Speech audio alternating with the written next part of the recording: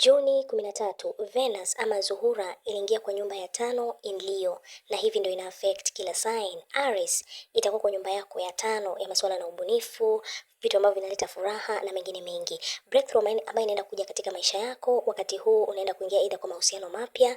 Wakati huu unaweza kupata vitu ambavyo unabuni ama ubunifu wako, projects zozote ambazo ulikuwa zimedelay pale nyuma utapata zinaonekana na zinaanza kuleta nini, hela kwako. So wakati huu utapata pia zile talanta zako ambazo ulikuwa umezifunikia, wakati huu unapata kuzionyesha kwa wazi. Yani utakuwa ni mcheshi wakati huu. Taurus itakuwa kwa nyumba yako ya 4 ya masuala na familia na mambo na nyumbani. Wakati huu utapata breakthrough. Cha kwanza kwa masuala na nyumbani, unaweza kupata unahama mahali ambapo ulikuwa unakaa. Unaweza kupata wakati huu kama mlikuwa mnatatizana na maybe familia, unapata wakati huu mnajiunganisha pamoja. Wakati huu kama ulikuwa unataka kununua nyumba, wakati huu kama ulikuwa unataka maybe kubadilisha maybe muonekano wa nyumba yako, utapata unaweza kuvifanya. Wakati huu pia unaweza kupata kama tuseme unafanya kazi za real estate, mambo na manyumba pale, utapata pia kuna hela inaingia wakati huu. So at this point utapata unajiunganisha na familia, kama kuna mambo ambayo kwa inaongelelewa ama ilikuwa imenyamaziwa, unapata inaongelelewa na kunakuwa na hiyo furaha ndani ya jamii.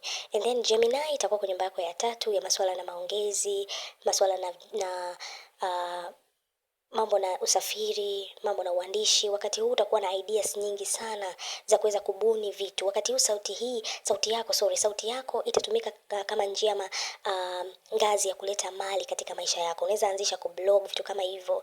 Unaweza anzisha project zozote zile ambazo maybe ulikuwa unaogopa. Wakati huu pia unapata ujasiri kupitia nini, maongezi, na kupitia njia hiyo unapata fedha inaingia katika maisha yako. Utakuwa na mvuto sana. Cancer itakuwa kwa nyumba yako ya 2 ya masuala na fedha na thamani yako.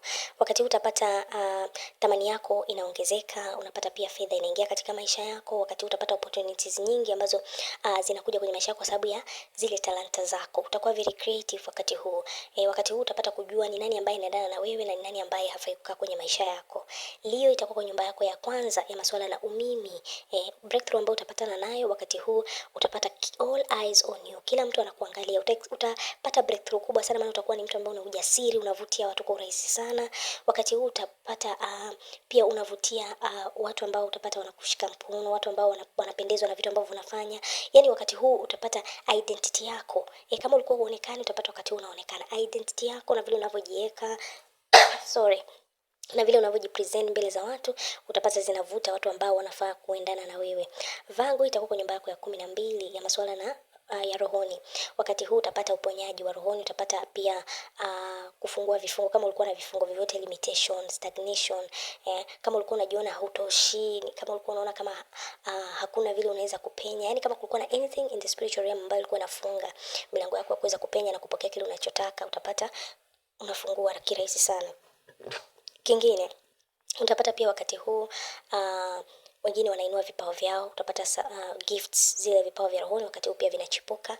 Libra itakuwa nyumba yako ya 11 ya masuala na marafiki na watu ambao unajiunganisha nao. Wakati huu utapata breakthrough kwa kupata watu ambao wanakusupport, maybe vikundi, marafiki. Utapata watu wanakupenda na kuthamini vile ulivyo.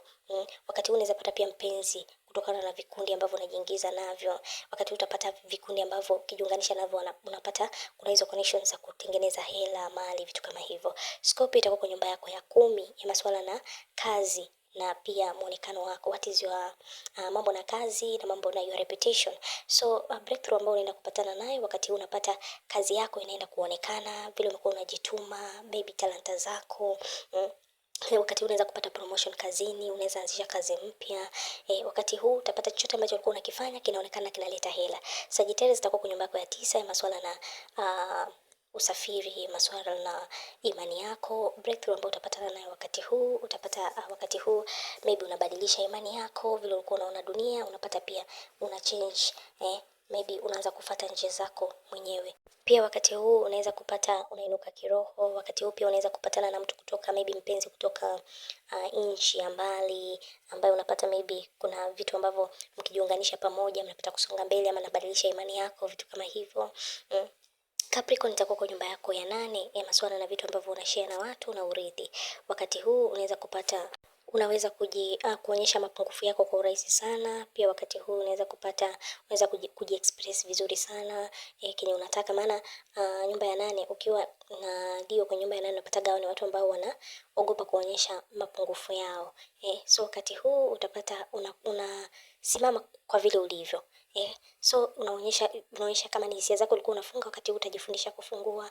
Wakati huu pia utapata breakthrough kwa watu ambao unafanya nao kazi pamoja, maybe kama kuna biashara ama kazi ambayo ulikuwa unafanya kazi na watu, unapata inafungua milango ya fedha after you showcase who you really are.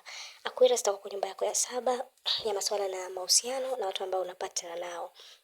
Breakthrough ambayo unaenda kupatana ama kuingia kwenye mahusiano wakati huu. Pia wakati huu unajiunganisha na watu ambao maybe kupitia kupatana na watu unapata kazi, mali inaingia, fedha. Wakati huu utajua thamani yako. Wakati huu utapata pia kujua ni watu gani wanakubeba sawa, wengine ni wagani ambao hawaendani nawe, vitu kama hivyo.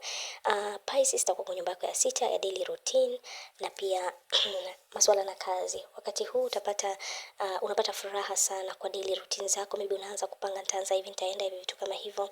Wakati huu pia unaweza align kwa vitu ambavyo unavithamini, vitu ambavyo vinaleta mema kwako. Wakati huu pia unaweza kupata kazi yako inaonekana. Wakati huu unaweza kupata pia unaanza kujali afya yako, unatafuta amani ya ndani, vitu kama hivyo.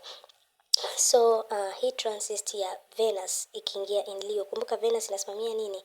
Venus inasimamia vile unavyovutia mali. So ikiwa in Leo na Leo inasimamia the sun, ina maana kuna vitu ambavyo kulingana na hizo placement ambazo ziko ndani, ambayo inaonekana kwa wazi, ambayo itatumika kufanya nini? Kuvuta mali kwako. I hope umenielewa kufikia hatua hii.